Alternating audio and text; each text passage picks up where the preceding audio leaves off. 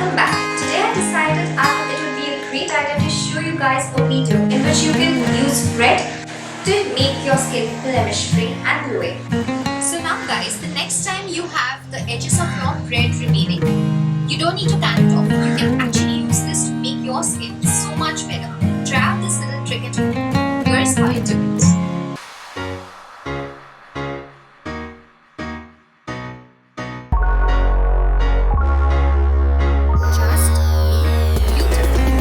Here's what you require: a bit of breadcrumbs, fresh milk or cream, also known as malai, which is a magical lotion for your face and makes your skin blackhead free.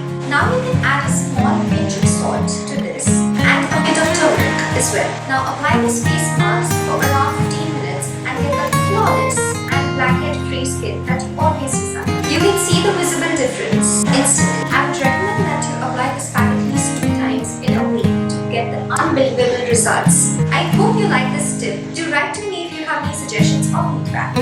So guys, stay tuned to my channel and I shall see you amazing people in my next video.